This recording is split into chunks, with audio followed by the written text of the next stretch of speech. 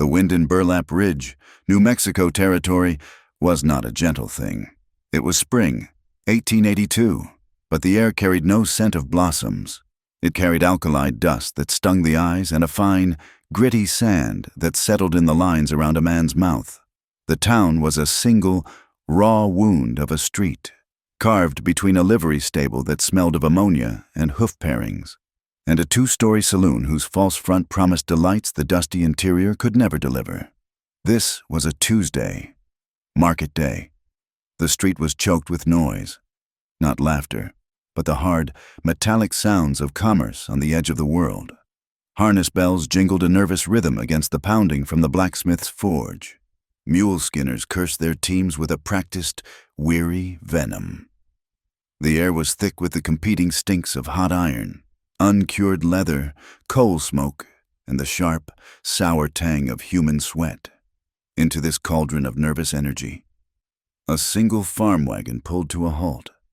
It was not a grand carriage, just a flatbed with splintered sideboards, drawn by two mules whose ribs showed clearly through their hides. The brake levers scraped with the sound of a dry throat clearing. A man climbed down first, Phineas Delacourt. He was thin, dressed in a black suit that had gone shiny at the elbows, a preacher's coat on a man who held no sermons. He moved with a stiff, anxious energy, wiping his palms on his trousers before turning to the wagon bed. Then she descended. Rowan Delacourt was 19 years old. She moved with a stillness that was deeply unsettling in the frantic street. She was not helped down. She placed her hands on the sideboard and lowered herself to the ground, her boots landing without a sound in the thick dust. She wore a dress of faded silk, a deep blue that might have been elegant a lifetime ago. The embroidery at the collar was frayed, but it spoke of a different world, a world of parlors and rain-washed afternoons. Here, against the raw timber and the hard-baked earth, it looked like a costume for a ghost. Her eyes were the color of a winter sky just before the snow. They were clear, calm, and utterly empty. This was not the look of fear. It was the look of something that had come after fear, a terrible, quiet acceptance. She had no tears left to shed. Her gaze swept over the town, the high, false-fronted buildings, the narrow strip of bleached sky above, and the faces that had begun to turn toward her. Phineas seized her upper arm. His grip was tight, proprietary. "Come along, child. Quickly now." He half-dragged, half-pushed her across the street, away from the general store and toward the deep shadow of the saloon's boardwalk. A man was waiting there. This was Porter Vale. He was the opposite of Phineas. Where Phineas was hollow, Vale was solid. A keg of a man built of salted pork and impatience. His vest strained over a considerable gut, a thick gold chain looped across it. He owned the Dry Lantern Ranch, a spread of land so vast and thirsty, it was said he had to prime his wells with whiskey just to get mud. Vale was holding a piece of paper in his thick-fingered hand. It was creased, stained with what looked like tobacco juice, a handwritten document. "She's here, Mr. Vale," Phineas said, his voice trying for confidence but cracking into a high-pitched whine.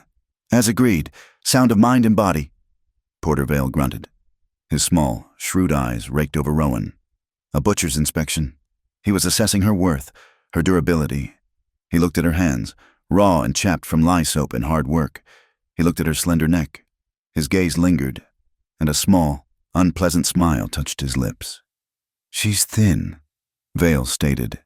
It was not a question. "She's strong," Phineas countered immediately, pushing Rowan forward another step. The silk of her sleeve rustled against Phineas's woolen cuff. "She can work a hearth, sew a fine stitch. She's quiet, docile. You'll have no trouble from her." Vale's smile widened. He tapped the paper against his thumb.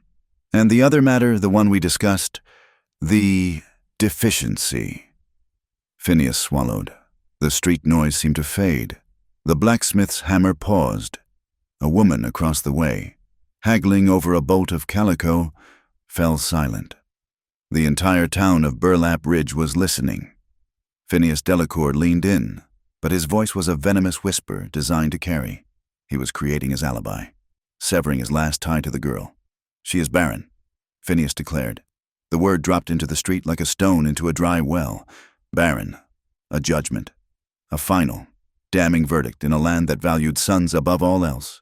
It was the mark of a failed woman, a creature of no value beyond the labor of her hands. The crowd reacted. It was a slow ripple of shame and scorn. Two miners, loafing by the assayer's office, let out sharp, barking laughs. "Got yourself a mule," Porter 1 called out. "All work and no foal." The women turned away. One pulled her child close, shielding his eyes as if from a bad omen. They avoided Rowan's gaze, their faces hardening in their silent condemnation. They were as cruel as the men's laughter. They were ashamed for her and terrified of her. No one spoke up. No one moved to stop it. The sheriff was likely inside the saloon, his feet on his desk, paid for by Vale's beef and whiskey. Rowan did not flinch. She did not look at Phineas, nor at the man who now held her contract. Her chin remained level. She just breathed, in and out, a slow, steady rhythm against the tightening knot of her own irrelevance. Under the deep shade of the saloon porch, a man watched. He was separate from the crowd, leaning against a support beam as if he were part of the building's structure. Silas Creed was a tall man, made taller by the long, black duster he wore, its hem grayed with the dust of 1,000 miles. He was a widower, his wife taken by the fever 3 years prior, leaving him with a silence that had settled into his bones. His face was hard-angled, shaped by sun and solitude. A thin, white scar, pale as moonlight, ran from the corner of his left eye down across the sharp line of his jaw. It was an old wound, not from a clumsy brawl, but from something precise, something sharp. He was drinking nothing. He was just watching. His hands, covered in scarred leather gloves, rested on his hips. He observed the transaction with a cold, assessing stillness. He saw Phineas's trembling greed. He saw Vale's blunt force ownership. And he saw her, Rowan's gaze, sweeping the perimeter of her new prison, drifted past the miners, over the averted heads of the townswomen, and into the shadow of the porch. Her eyes met Silas Creed's. It was not a plea. It was not a spark. It was a simple, stark recognition. She saw a man who was not laughing, not judging, and not looking away. He was just seeing her. Silas did not move. He did not nod. He offered no comfort, but in that instant, for the space of a single, ragged breath, Rowan Delacourt stopped trembling. The moment was broken by Porter Vale. He grunted, annoyed by the pause. He crumpled the handwritten contract in his fist and shoved it deep into his trouser pocket. It was not a document to be filed. It was a bill of sale. "Done then," Vale said. He grabbed Rowan's arm, his fingers digging into her bicep through the thin silk. He jerked his head toward a heavy freight wagon parked further down the street. "Let's go. We burn daylight." He began to pull her away. Phineas Delacourt stepped forward, his hand out, palm up, trembling visibly. "Mr. Vale, the arrangement—" Vale stopped. With his free hand, he reached into his vest and pulled out a small, heavy leather sack. He didn't hand it to Phineas. He tossed it. The bag hit the dust at Phineas's feet with a dull, heavy thud. Phineas scrambled for it, stooping low, his fingers closing around the coins. He clutched the bag to his chest, a desperate, shuddering relief passing over his features. Rowan looked at him then. She looked at her stepfather as he clutched his payment. Her face remained a mask of calm, but her eyes held the full, cold weight of his betrayal. Phineas Delacourt could not hold her gaze. He turned, wiping his dusty hands on his coat, and scuttled back to his own wagon, never looking back. Porter Vale laughed, a short, harsh sound. He yanked Rowan's arm again, pulling her stumbling toward his wagon. The crowd broke apart, the show over. The tension released. The blacksmith's hammer began its rhythmic clang once more. On the telegraph wire stretching over the street, a lone starling that had been watching the scene let out a single, sharp, metallic shriek. Then it fell silent, its head cocked, as if listening for the thunder that always followed such stillness. Silas Creed did not move. His gaze followed the large freight wagon as Porter Vale lifted Rowan into the back, tossing her onto a pile of burlap sacks like another piece of cargo. He watched the wagon lurch into motion, kicking up a cloud of beige dust as it headed out of town, east, toward the parched lands of the Dry Lantern. He remained on the porch long after the wagon was just a dark speck on the horizon.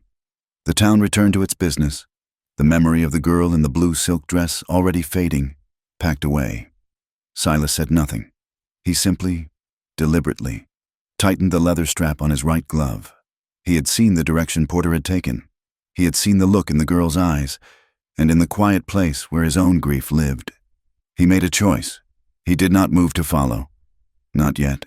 He just chose to stay, to stand and watch the dust settle, for one breath longer than was necessary. It was just long enough for the story to truly begin. The journey to the Dry Lantern was a lesson in suffocation. The wind, which had been a moving thing in Burlap Ridge, was stagnant here, trapped in a shallow bowl of sun-baked rock. Porter Vale's ranch was not a place of life. It was a place where life clung on, resisting the inevitable. The earth itself was cracked, deep fissures running through the yard like open wounds. The fences, meant to keep cattle in, were warped, the posts leaning at drunken angles, the rails silvered and splintered by the relentless sun. The well, dug near the house, was a circle of dry-stacked stone a child could have seen the bottom of. Its bucket lay on its side, the wood staves separating. And the house, it was a two-story ambition that had failed. The paint was gone, flaked away to reveal the raw, gray wood beneath, which was already starting to rot at the joints. The windows were blank, dark squares, and the porch roof sagged as if the whole structure was taking a deep, painful breath it could not exhale. Porter did not take her to the house. He shoved her toward a low-slung building half hidden behind the main structure, a derelict shed. Once a tack room or perhaps a smokehouse, now abandoned to the elements. The door scraped open on one rusted hinge. The air that rushed out was not fresh. It was a thick, cold smell of iron rust, damp earth, and the faint, powdery decay of old feed sacks. Inside, the darkness was almost total, broken only by a single, dirty lantern hanging crookedly from a beam. Its low flame cast long, trembling shadows that danced over the contents, a coil of stiff hemp rope, a hay rake with missing teeth, and a rusty anvil sitting in the corner like a forgotten altar. Rowan stumbled on the uneven floor. She said nothing. Porter followed her in, his bulk seeming to suck the last of the air from the small space. He set a tin bucket of water on the floor. It sloshed, the sound obscenely loud in the quiet. "This is yours," he grunted. He motioned to the pile of burlap sacks. "Sleep when I tell you to sleep. You'll eat when I remember to bring you something." He smiled then, the same humorless expression from the street. "That contract says you're my wife, but we both know what you are. You're property, and I keep my property locked up." Rowan's silence was not submission. It was a shield. She had learned long ago, in places far worse than this, that words were weapons used against you. Silence was the one thing they could not take and twist. She kept her gaze fixed on the wall just past his shoulder, her hands clasped so tightly her knuckles were white, satisfied by her lack of defiance. Porter stepped back out.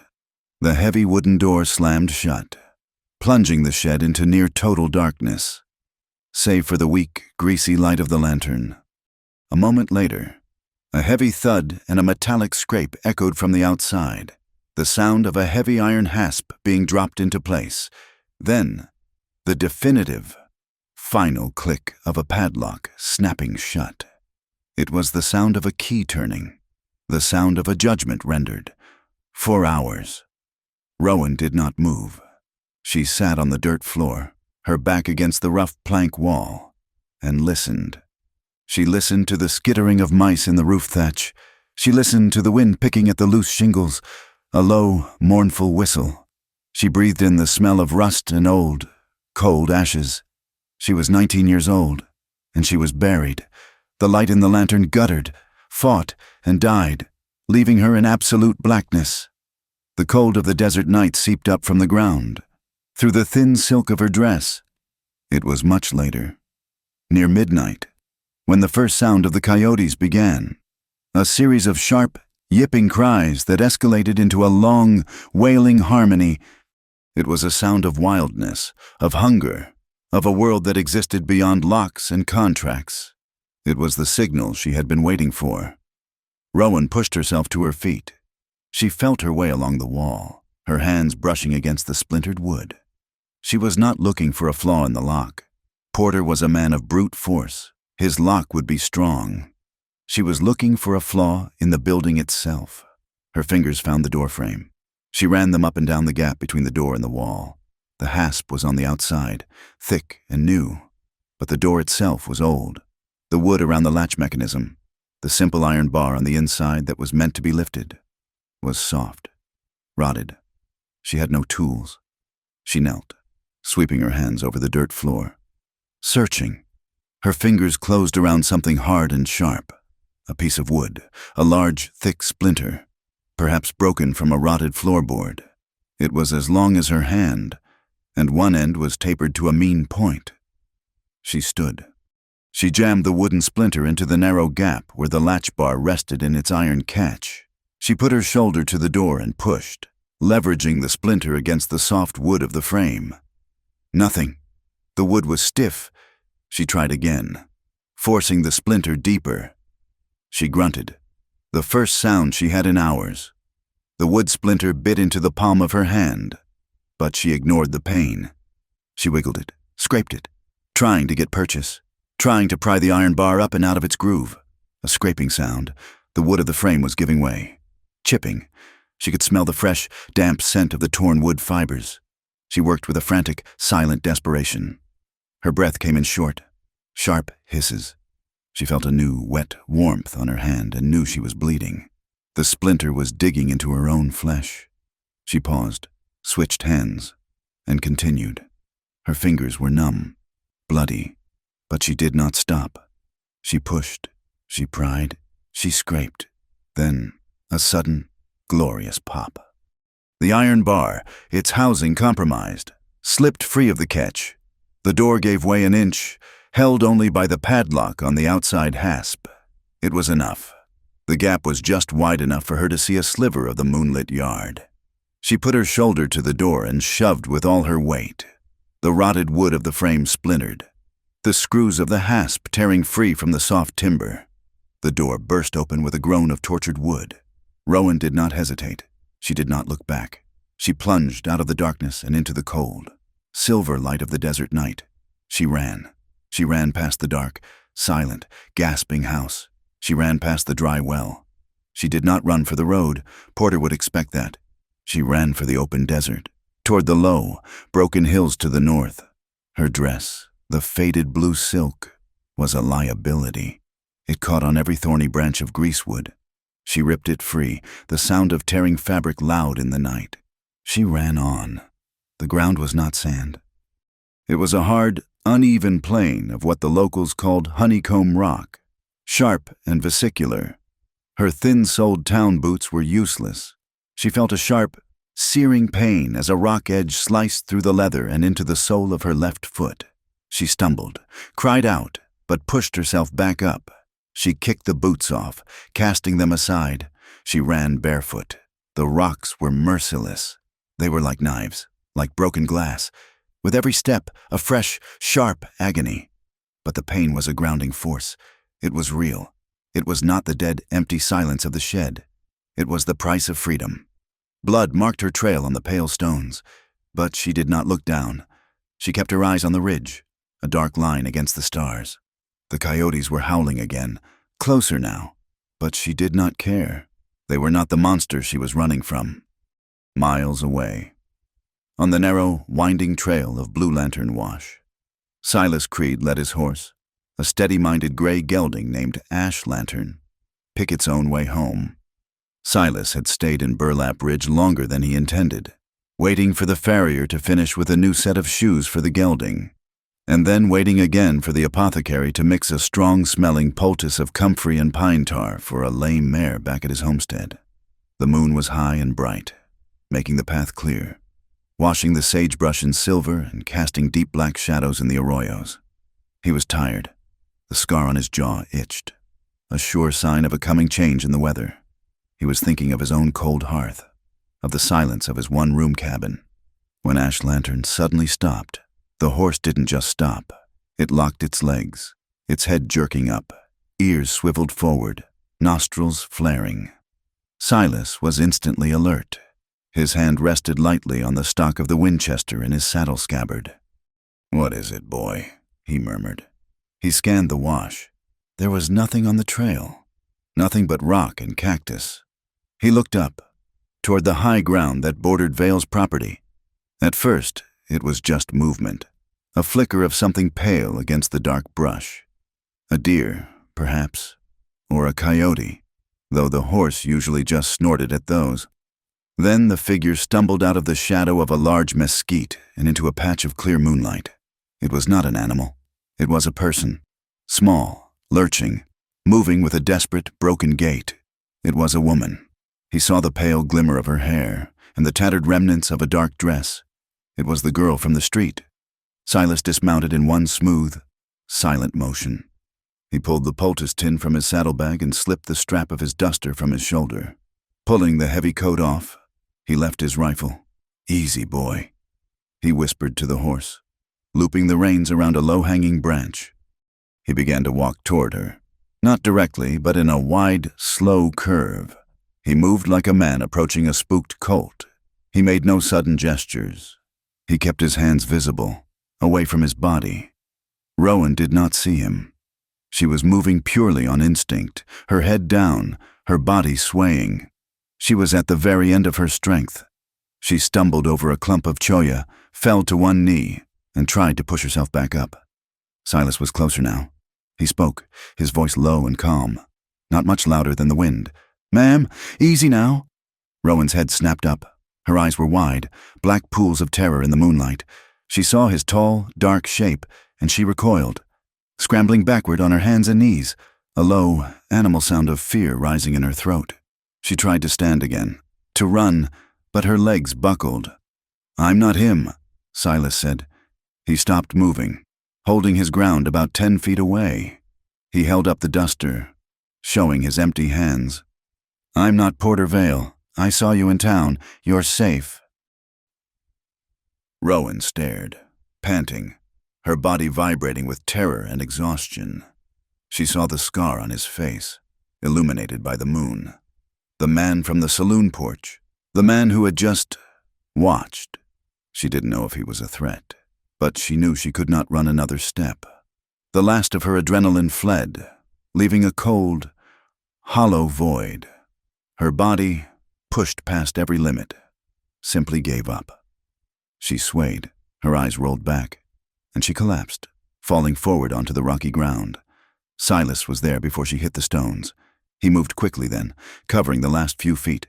He caught her, his arm sliding under her, lifting her from the ground. She was lighter than he expected, light as a bundle of dry sticks. Her head lolled back. He laid her down gently for a moment and spread his duster on the ground.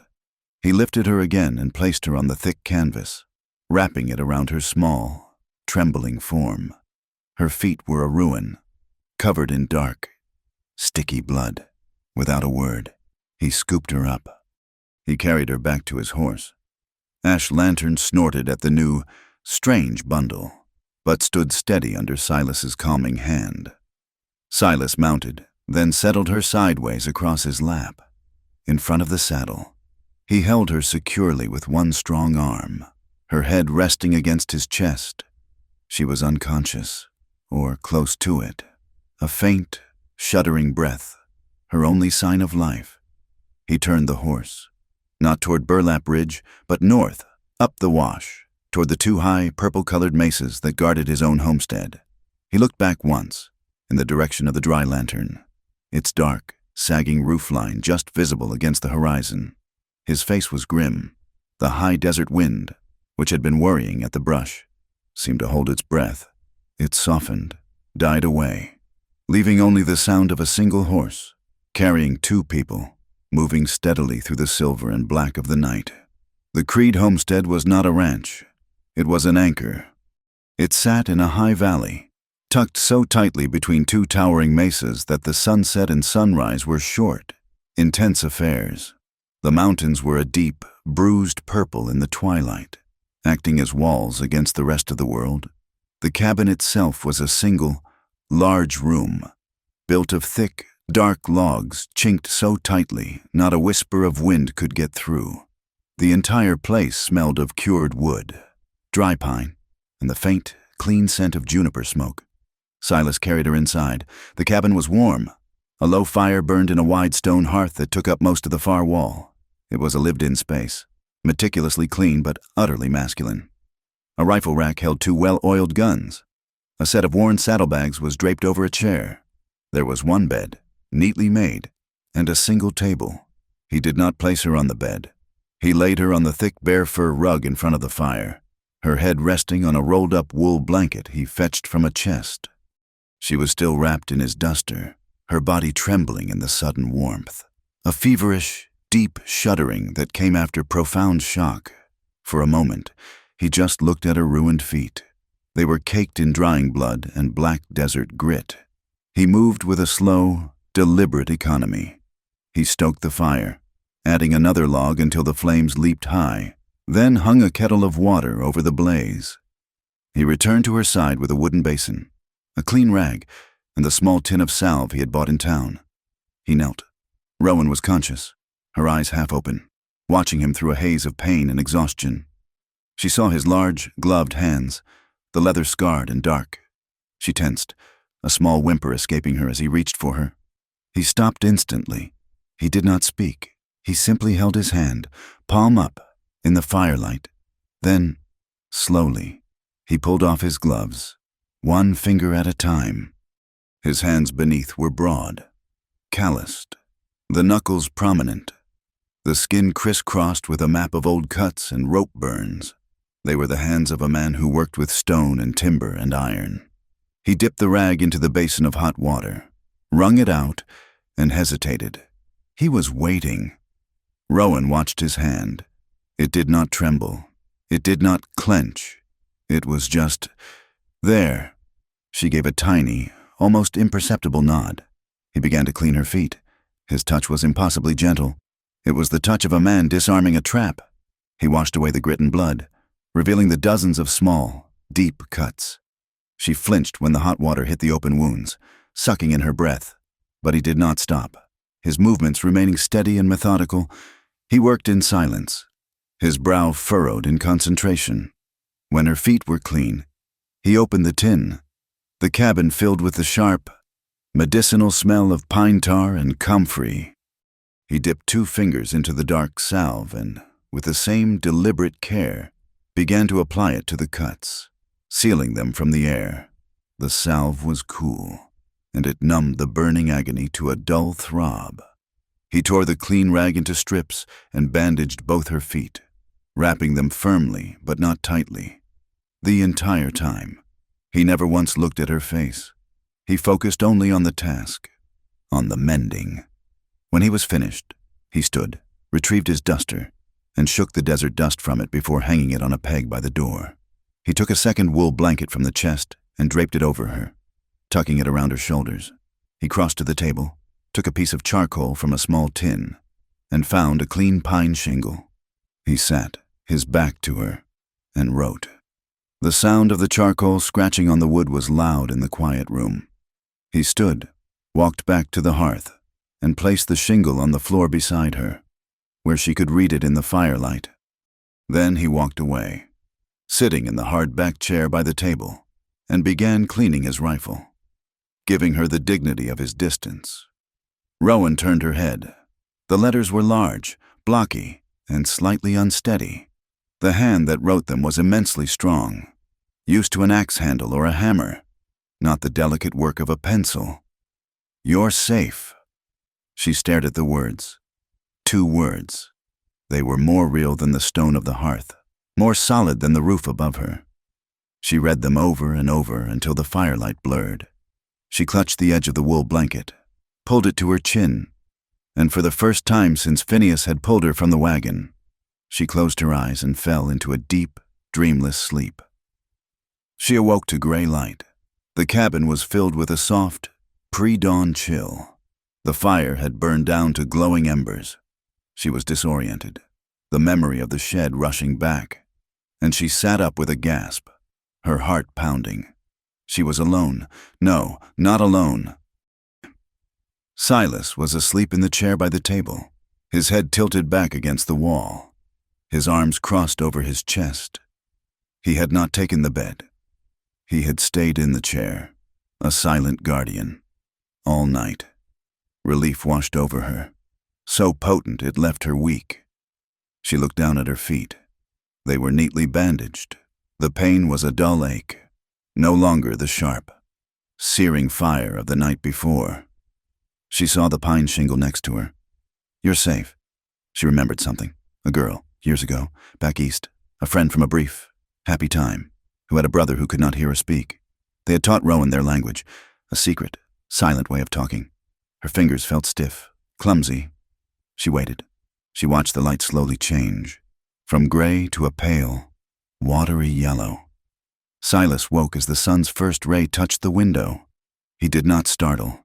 He simply opened his eyes, blinked once, and was awake. He looked at the fire, then at her. Rowan's heart hammered, but she raised her hand. It trembled. She moved it slowly, deliberately. She touched her fingers to her chin, then moved her hand forward, palm up. The sign for thank you. Silas's expression did not change, but his eyes, a clear, pale gray, sharpened. He watched her hand. He held her gaze for a long moment. Then, slowly, he raised his own. His movements were not clumsy like his writing. They were precise, clean, and practiced. He crossed his forearms over his chest, his hands fisted, as if holding something close. Safe. Then he pointed to the floor. Here, safe here. Rowan stared. Her breath caught in her throat. He knew. He understood her. He had a silent language of his own. The shared secret was a sudden, profound intimacy. It was a bridge built between two islands of silence. She nodded, her throat tight, and lowered her hand.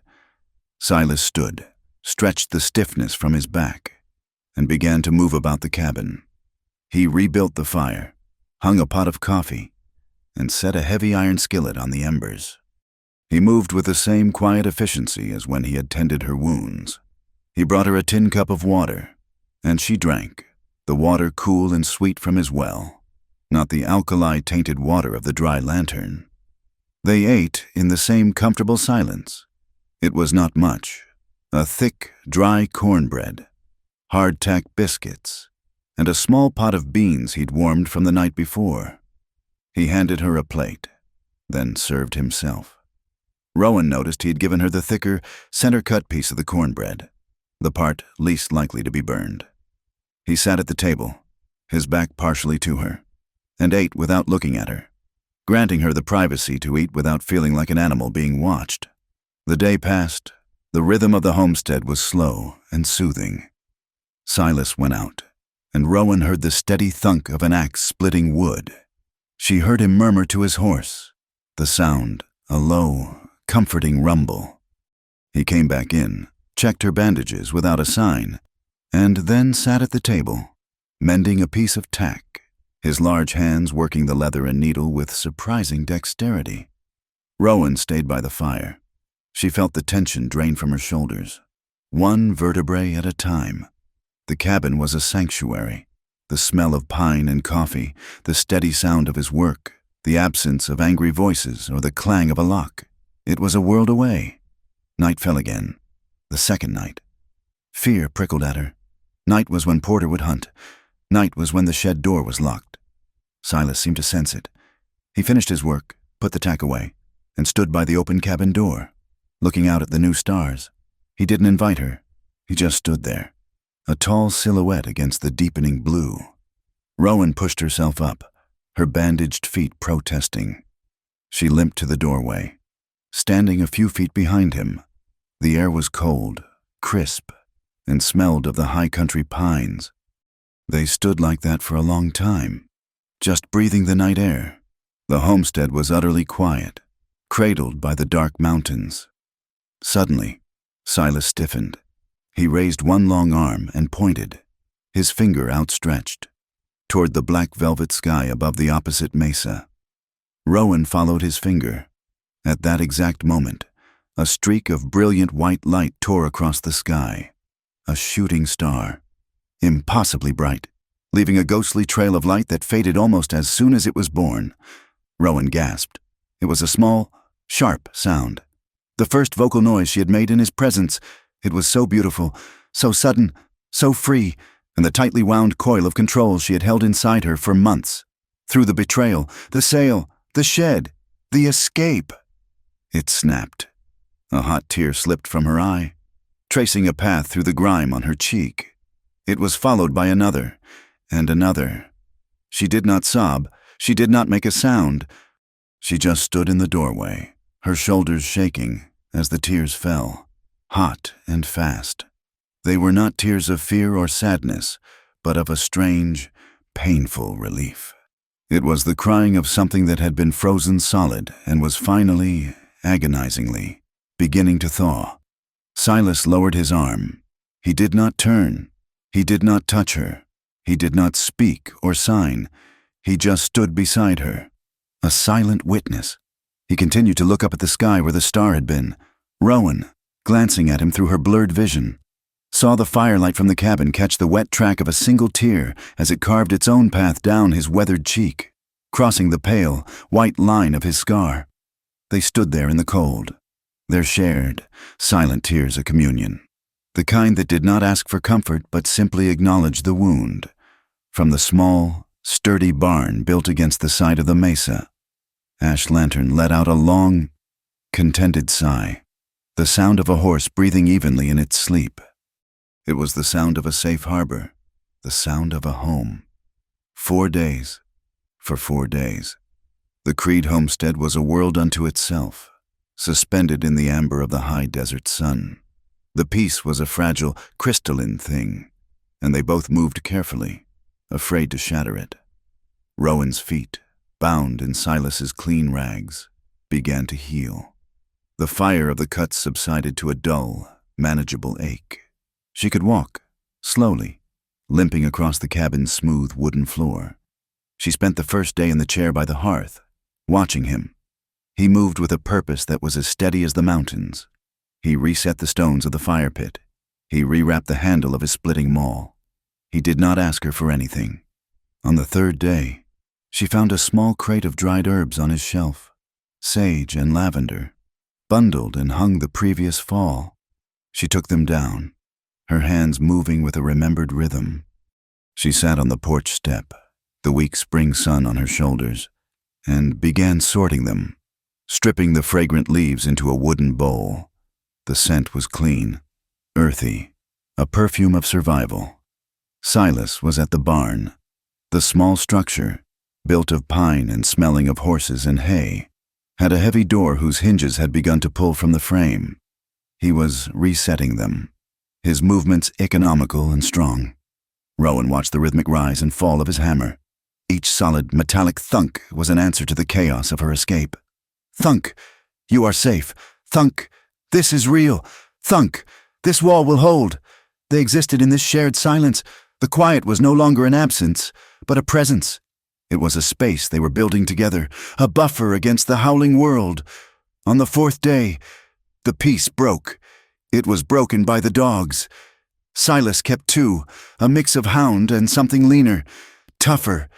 They were lazy, sun-drugged animals, but in an instant, they were transformed. They exploded from the porch, not with a warning bark, but with a frantic, terrified, and furious baying. They ran to the edge of the property line, where the trail opened into the valley, and back again, their fur bristling. Silas froze. The hammer in his hand stopped mid-swing. He set it down, not dropping it, but placing it deliberately on the anvil. He wiped his hands on his trousers. Rowan stood up from the porch step, the bowl of herbs clutched to her chest. Her healing feet suddenly felt as though they were made of glass. Silas looked past the dogs. At the mouth of the valley, a cloud of dust, thick and yellow, was rising against the blue sky. It was not the lazy plume of a single rider. It was the boiling, angry cloud of horses being pushed too hard, too fast. "Inside," Silas said. It was the first word he had spoken to her. His voice was not loud, but it was rough, like gravel rolling downhill. Rowan did not hesitate. She dropped the bowl, the herbs scattering like dust, and scrambled into the cabin, pulling the heavy door shut behind her, leaving it open just a crack. Silas did not go for his rifle. He stood in the middle of the yard, halfway between his cabin and his barn, his hands open at his sides. He was a stone in the middle of the trail, waiting for the flood. They burst through the flimsy pole gate without slowing, splintering the wood. Porter Vale. He was flanked by 3 other men, riders she did not recognize, hired guns with dead eyes and dust-caked vests. They pulled their horses up in a churning half-circle, penning Silas in. The horses were lathered, their flanks heaving. The dogs barked, snarling and retreating, terrified of the hooves. Porter's face was a mask of livid rage. This was not a rescue. This was not the law. This was a humiliation he had come to repay. His eyes, small and hot, flicked from Silas to the cabin door, where he surely saw her shadow. "You!" Porter spat. "Porter." He pointed a thick gloved finger at Silas. "You think you can steal from me, widower?" Silas stood still. "She's not yours to steal. Vale, she's a free woman." "She is my property," Porter roared, his voice cracking. He yanked a paper from his coat. "The contract. I got the law on this. I paid for her." "That paper's not worth the dust on your boot," Silas said, his voice still low, still calm. "She is mine." Porter's eyes darted to the barn, the structure Silas had just been mending. He saw the neat stacks of dry, golden straw bales inside. He saw the split-rail fence, the tools, the life that this man had built, and in a fit of pure, spiteful venom, he made a decision. He grabbed the lit torch that was bracketed to his own saddle, a common thing for burning brush or signaling. With a single savage motion, he spurred his horse forward and threw the torch, end over end, in a high arc. It landed in the open loft of the barn, disappearing into the mound of dry hay. For one terrible second, nothing happened. Then, a whoosh that sounded like the world inhaling. A column of brilliant orange flame erupted from the loft, climbing the walls, consuming the dry, cured pine. The hay did not burn. It detonated. It was like oil. The entire structure was engulfed in less than 3 breaths. The horses inside began to scream.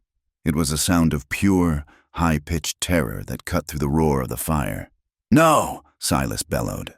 Porter Vale laughed, a triumphant, ugly sound. Silas did not look at Porter. He did not look at the gunmen, who now had their hands on their pistols. He looked at the wall of fire that had been his barn.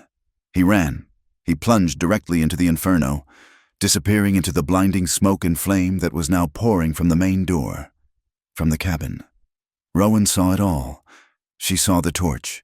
She saw the explosion of fire, and she saw Silas run in. Her legs gave out. She crumpled to her knees just inside the doorway. Her mind could not process it. He was saving her. He was dying for her. She had brought this. She had brought the fire. She raised her hands, her fingers shaking so violently she could barely control them. She made the signs, a desperate, silent scream at the closed door. "Don't! Please! Don't die!" Inside the barn, it was a hell of black smoke and searing heat.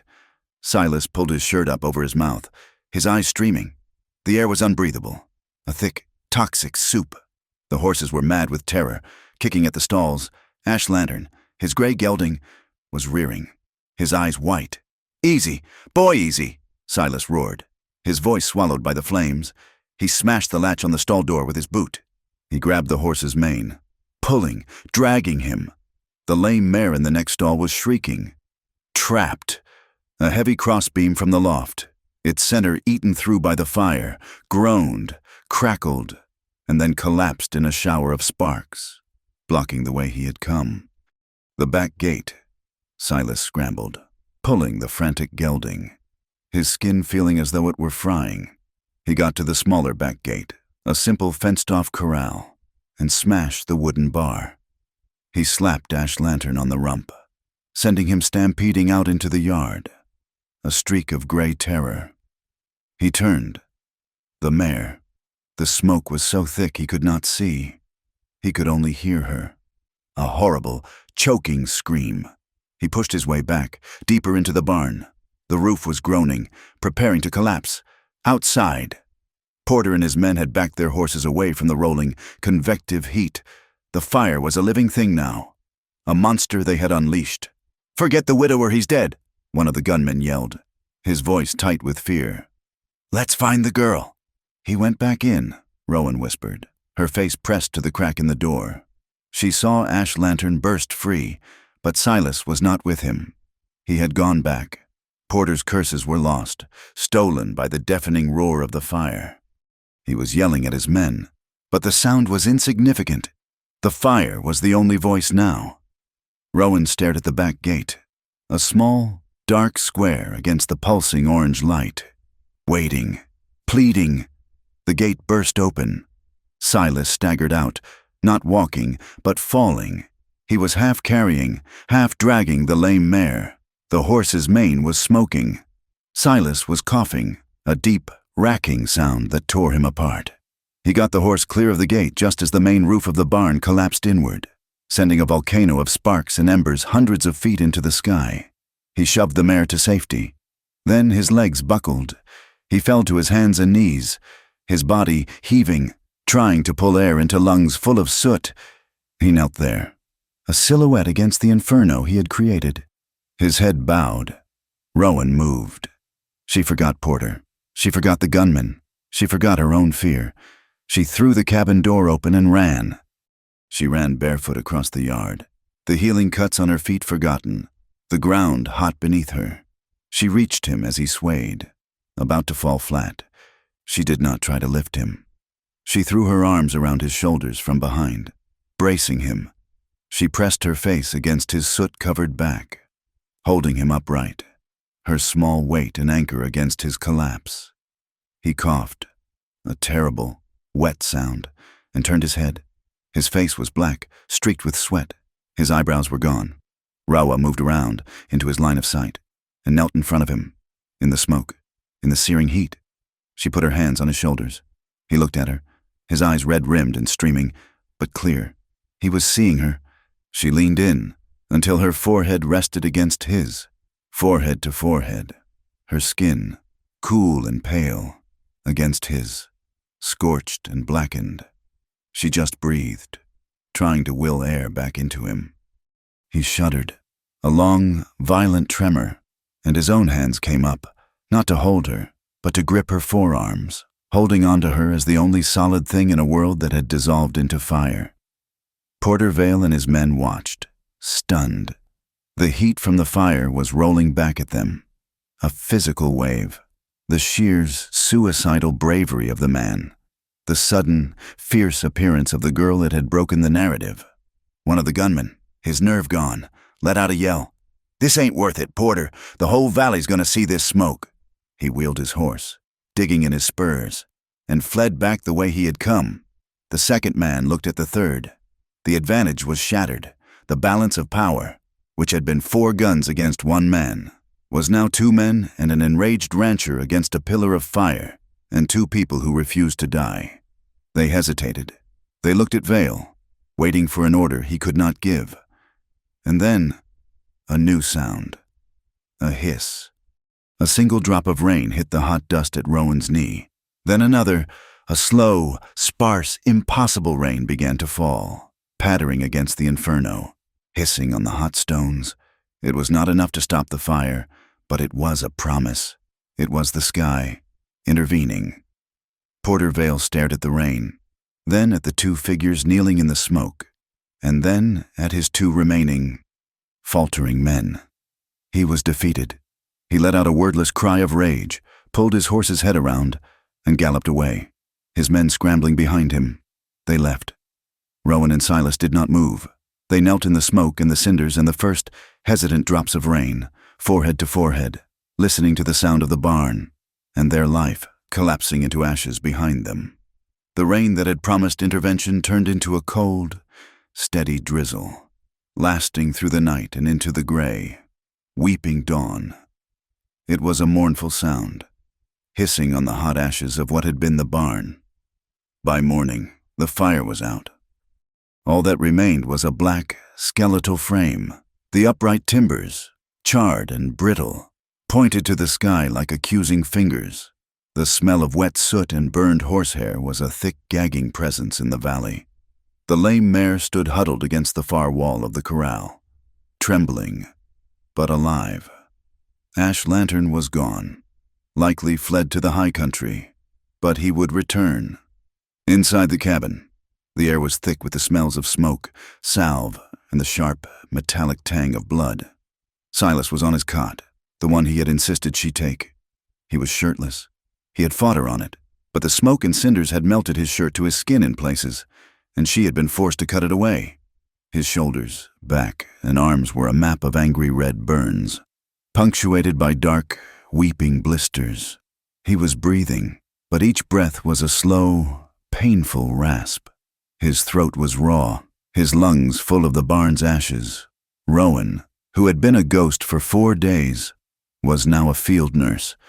She had found his stores, a tin of lard, clean rags, a small bottle of laudanum.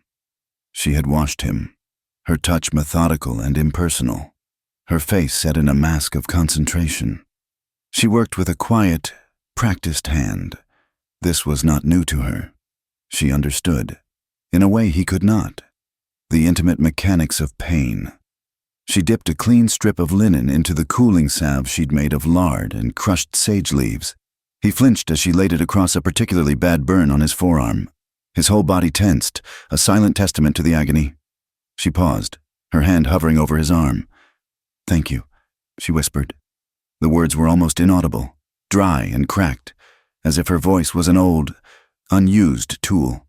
It was the first time she had offered a sound, other than the gasp at the shooting star.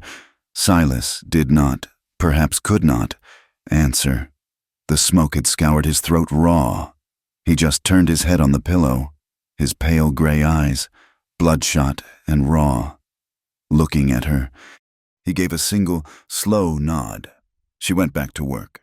She bandaged his arms, his shoulders, his hands, his strong, capable hands, now clumsy and swollen, wrapped in white. She finished, pulling the wool blanket up to his chest. She sat in the hard-backed chair by the cot, the one he had slept in for nights. The cabin was silent, save for his labored breathing and the steady drip of the rain from the eaves. She should have been afraid. Porter was still out there, but the fear was gone, replaced by a strange, cold clarity. She had seen him run into the fire, not for her, not truly. He had run in for his animals, for his home. He had run in because it was the only thing to do. He was a man who did not run away. She looked at her own hands, chapped and raw, now stained with soot and salve. "I was not always quiet," she said. The sound of her own voice startled her. It was a thin, reedy thing in the heavy air. Silas turned his head again. He watched her. His stillness was a question. "When I was a girl," she began, her voice gaining a fractional strength, though it never rose above a whisper. "Before Phineas, my mother was alive. I talked, I laughed." She stared at the fire, at the low, new flames she had built. "We lived near a mission school. There was a teacher, a man of the church. He was kind, at first. He taught us scripture. He said he was a friend to all the children." She paused, her hands clasped in her lap, so tightly her knuckles went white. His kindness was not right. His hands lingered. He used the scripture to explain it. He said it was a father's care. He said it was our secret, a secret with God. Silas's breathing hitched. Just once, a sharp intake of pained air. He said nothing. "I was 15. I did not understand, but I knew it was wrong. It felt Cold. So I told my mother, and she told the pastor. Rowan's eyes were dry. She was reporting facts. She was a witness at her own execution. The teacher was a respected man, from a good family back east. I was a child, a girl. They held a meeting, not with me, with him. He cried. He said I was imaginative, that I had delusions. The word hung in the air. Delusions. The pastor spoke to my mother. He said the teacher had been tested by temptation, but that I was a confusing child, that I had a spirit of fabrication. They moved the teacher, not away, just to the older boys' classes. They told my mother I needed spiritual guidance to calm my fancies. My mother, she believed me, but she was sick, the consumption. She died that winter, and Phineas Delacour, he married her for the small house and the land. He was a man who needed to be seen as good. He craved the approval of the church. When I tried to tell him what had happened, he already had their words in his ear. A difficult child, unwell. He chose them. He chose their good opinion. He chose his place in their world. He told me I had shamed him, that my lies had shamed my mother's memory. She finally looked at Silas. His eyes had not left her face. He was listening with an intensity that was almost physical. He sent me away, for my own good. He said, to a sanatorium run by the same church, a place of gentle correction. It was white. The walls were white. The sheets were white. The nurses wore white. They told me I was sick, that I had a disordered mind. They taught me silence. They taught me that my voice was the sickness, that to be good, to be clean, I had to be quiet. I learned very well. She stopped, her breath catching. The cabin was utterly still. He left me there for 2 years, until his debts grew too large. He was a weak man. Silas, weak with cards, weak with money. He needed funds. He pulled me out. He told me I was cured, but that I would always carry the stain of my disturbance, that no good man would have me, except one. He found Porter Vale. Porter did not care about a disordered mind or a spirit of fabrication. He cared about a strong back, but he wanted a wife, a contract. So Phineas made one. He faked the marriage contract, and to make the sale final, to ensure Porter would not complain, he gave him a gift. Her voice dropped so low. It was just air. He told him I was barren. He branded me. He made me worthless. An animal, a thing to be locked in a shed. He sold me. He sold me for $200 and the cancellation of a gambling debt. She finished. The story was told. It was out, a sharp, poisoned blade lying on the floor between them. She was trembling, not from cold, but from the simple, terrifying act of giving voice to the truth. She expected nothing. Disbelief, pity, disgust. Silas looked at her. His raw, blistered face was a mask of pain. He pushed himself up on one elbow, his body shaking with the effort. He grunted, the sound torn from his raw throat. He reached, not for her, but for the small, sharp skinning knife he kept on the table beside his cot. He grabbed a clean pine shingle, the same kind he had used to write on the first night. He laid the shingle on his lap. He gripped the knife in his bandaged, clumsy hand. Rowan watched. He began to carve. The work was agonizing. His hands were stiff, swollen, and slick with salve. The bandages got in the way. Every movement, every bit of pressure he applied to the wood must have sent fire up his arms. His face was pale, his teeth clenched, a line of sweat breaking out on his soot-stained forehead. He did not stop. He carved slowly, his raw hands shaking. He blew the shavings away. He finished. He held the shingle out to her. Rowan took it. Her hands were trembling. 3 words, carved deep into the pine, the letters rough and unsteady, but absolute. I believe you. She stared at the words. She read them once, twice. She traced the letters with her finger, feeling the sharp, true edges. She looked up at him. He was watching her, his breathing shallow, his face taut with his own pain, and with hers. She clutched the piece of wood. She held it to her chest, her fingers curling around it, as if it were a living thing, a spare heart, one that could beat for her when her own could not. The tears came, the second tears, not the hot release of the starlit night, but a deeper, quieter weeping. It was not the crying of a victim. It was the crying of a survivor who had, for the first time in a lifetime, been heard. She did not make a sound. She just sat in the chair, rocking slightly, holding the wooden promise against her breast. Silas lay back down, his body exhausted from the effort. He closed his eyes. The foundation was set. It was not built on comfort, or soft words, or promises of healing. It was built on the hard, unshakable granite of shared truth. No one moved to touch the wound. They simply, finally, stood guard together, watching it in the quiet, smoky light. The rain that had begun as a hesitant drizzle now settled in for the remainder of the day. It was the first true, soaking rain of the season, a sound the parched land had been thirsting for.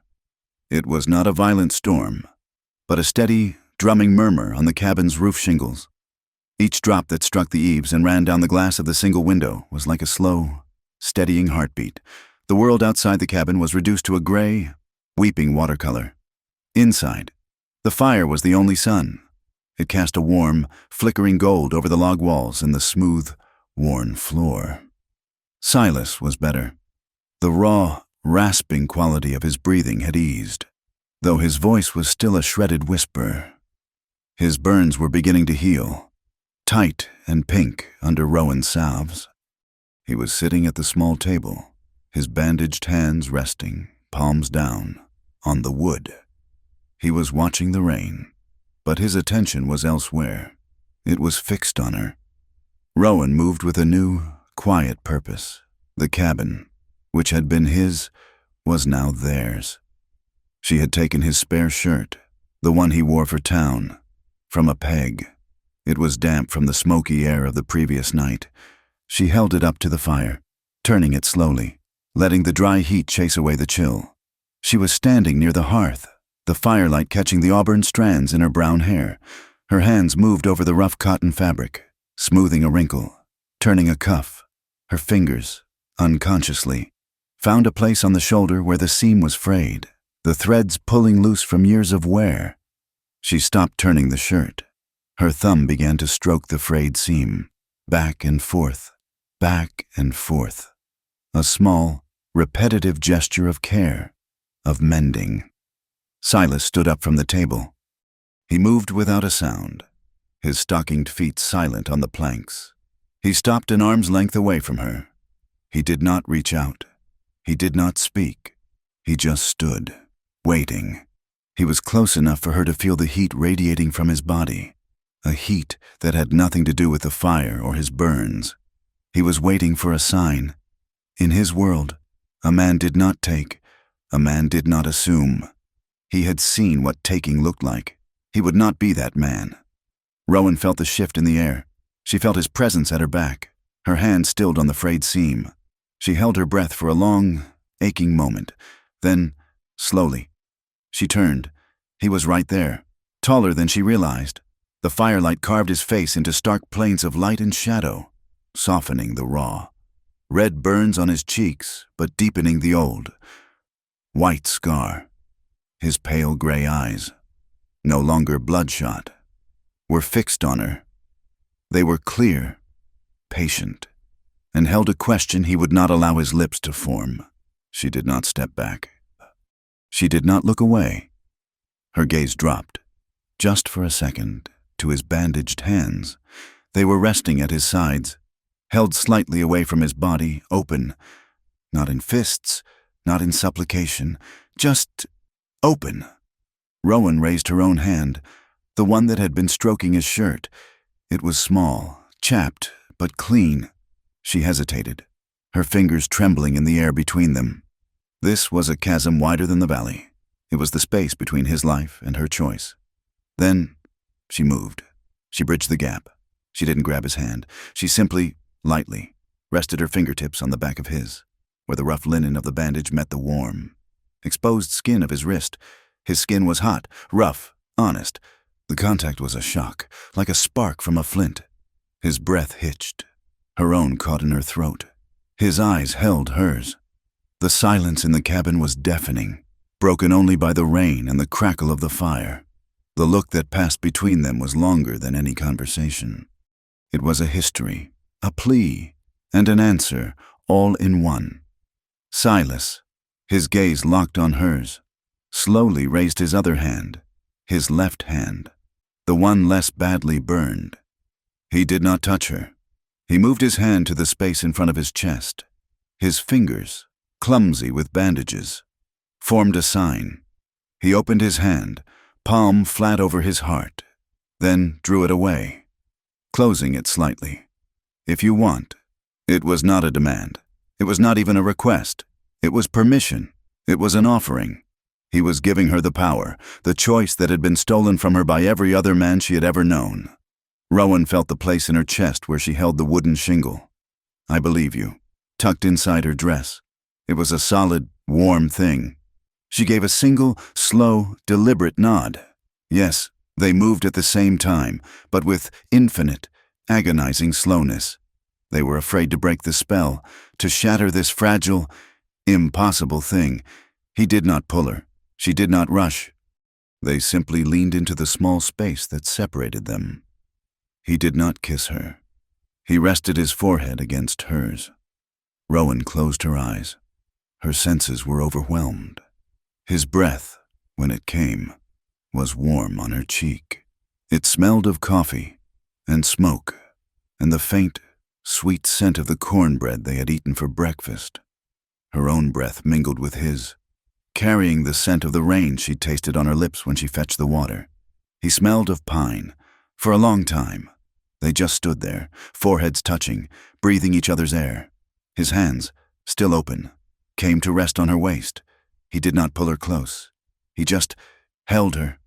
Rowan, feeling the solid, steady pressure of his hands, let out a breath she felt she had been holding for years. Her own hands, which had been clutched at her sides, came up. She placed them, not on his chest, but on his back. She spread her fingers wide over the muscles, feeling the strength there, the solid, living reality of him. Beneath the thin cotton of his undershirt, her fingertips traced the lines of old, healed-over wounds, scars. Not from fire, but from a life lived hard, a map of his own survival. He was real. He was safe. He shifted, just slightly, his head tilting. His lips brushed her temple. It was a question, so soft she almost didn't feel it. She turned her face up. He paused again, his eyes searching hers, asking again, "Are you sure?" She nodded, her chin just grazing his collarbone. He lowered his head. The first kiss was not a kiss of passion. It was a kiss of arrival. It was light, so light, just the barest, hesitant pressure of his lips on hers. It was dry. It was warm. It lasted for a long, long time. It was a promise before it was a touch. He pulled back, just an inch, his forehead still against hers. They looked at each other. His eyes were dark, full of a deep, aching tenderness that was more profound than any fire. He saw no delusion in her. She saw no monster in him. He kissed her again. This time, it was surer. His hand moved from her waist to her face, his bandaged thumb stroking the line of her jaw. So gently.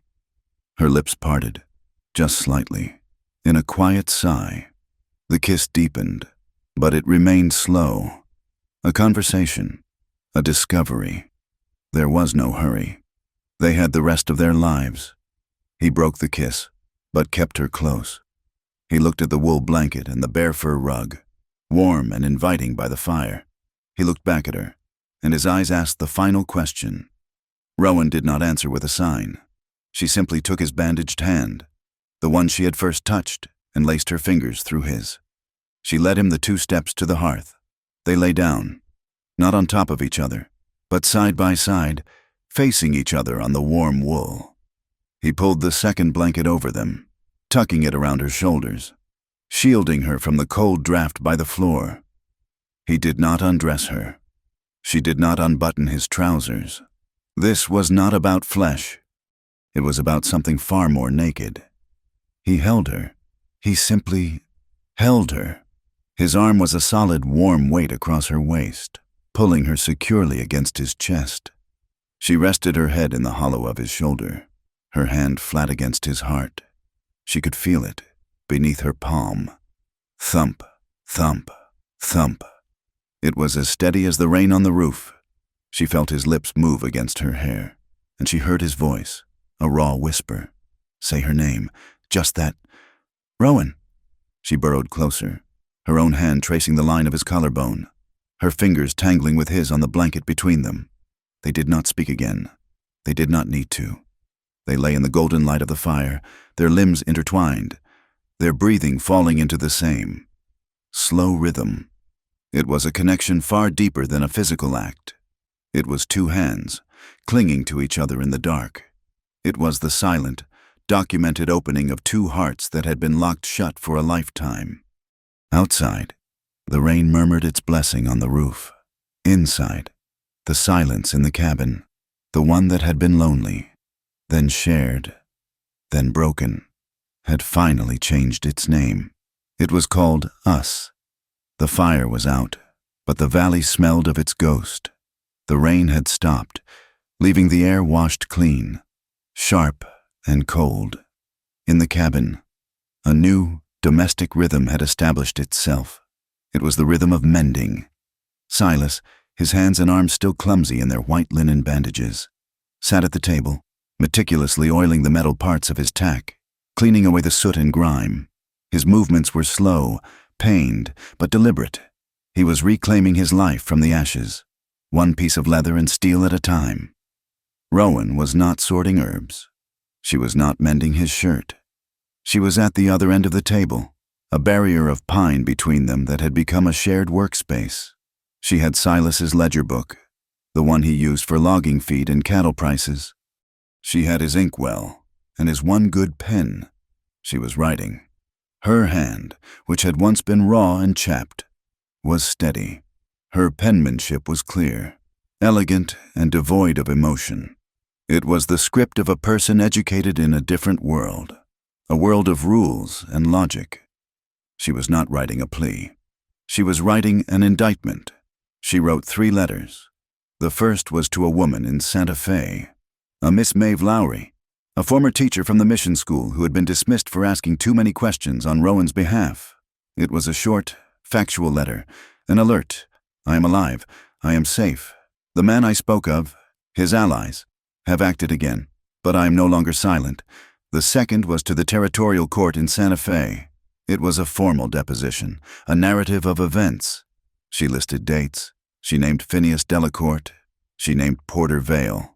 She used words like fraudulent contract, unlawful detainment, and kidnapping. She described the sanatorium, the diagnosis, and the financial transaction she had overheard the cook mention. The third letter was the shortest. It was addressed to the editor of the Burlap Ridge Gazette. It was a simple, stark statement of fact, intended not for the law, but for the public. It was for the women who had turned their backs. My name is Rowan Delacourt. I was sold in your street as property by my stepfather, Phineas Delacourt, to Porter Vale. This sale was a crime. Mr. Vale has since burned the property of Silas Creed, the man who gave me sanctuary. I will be seeking justice. She did not embellish. She did not describe her fear, or the shed, or the fire. She just laid the facts down like stones, one on top of the other, building a wall they could not tear down. When she was finished, she blew on the ink and folded the 3 letters. Silas had stopped oiling his tack. He was watching her, his pale eyes unreadable in the morning light. She pushed the letters to the center of the table. He nodded once. He stood, put on his hat, and fetched his rifle. He did not ask what she wanted to do. He knew. Ash Lantern, his gray gelding, had returned from the high country at dawn, drawn by the familiar, safe scent of the cabin. He stood with the lame mare, who was nickering softly, her terror having finally subsided. Silas saddled them both. He rode Ash Lantern. He helped Rowan, now dressed in a pair of his own trousers, the legs rolled up, and his spare shirt, onto the mare. They rode out of the valley, the black, skeletal ruin of the barn receding behind them. They did not speak. They rode into Burlap Ridge, the town that had been their stage of humiliation, and dismounted. This time, they did not stop at the saloon. They walked, side by side, directly to the small, clapboard building with the faded sign, Sheriff Amos Pike. Pike was at his desk, his boots up, reading a week-old newspaper. He was an older man, his face a web of weary lines. He'd seen enough of the territory's ugliness to last him. He looked up as the door opened, the bell jingling. He saw Silas Creed, and his gaze was neutral. Then he saw Rowan, and his feet came off the desk with a thud. He remembered her. He had been in the saloon, watching through the window, the day she was sold. "Creed," he said, his voice wary. "Sheriff." Silas's voice was still a rasp, raw from the smoke. "This is Miss Rowan Delacourt. She needs to make a statement." Rowan stepped forward. She placed her 3 letters on his desk. "I am Rowan Delacourt," she said. Her voice, the one she had found in the cabin, was low, steady, and clear. It was not the whisper of a victim. It was the tone of a witness. Pike looked at the letters. He looked at her. He looked at Silas's bandaged hands. He picked up the letter addressed to the court. He read it. His weary expression evaporated, replaced by a sharp, focused gravity. He read it again. He looked at the other 2 letters. "Sold." He said it was not a question. "Yes," Rowan said. "And the fire at your place." "Creed." Pike looked at Silas. "That was Vale." "He threw the torch himself," Silas said. "Had 3 men with him." Sheriff Pike leaned back in his chair, the wood groaning. This was no longer a local dispute. This was a litany of federal crimes. Human trafficking, arson, conspiracy, fraud. He ran a hand over his face. "A hornet's nest," he murmured. He looked at Rowan, his eyes holding a new, grudging respect. "You know what you're doing, miss." "I know what was done," she replied. Pike nodded. He turned in his chair to the small telegraph key in the corner. He began to tap. His movements were short, angry, precise. "Who are you calling?" Silas asked. "Marshal Whit Kincaid, Santa Fe," Pike said, not looking up from the key. "This ain't town business anymore. This is territorial. I'm telling him. Arson, fraudulent contract. Woman sold across county lines. Exploitation of a medical diagnosis. Tell him to come now, and to come heavy."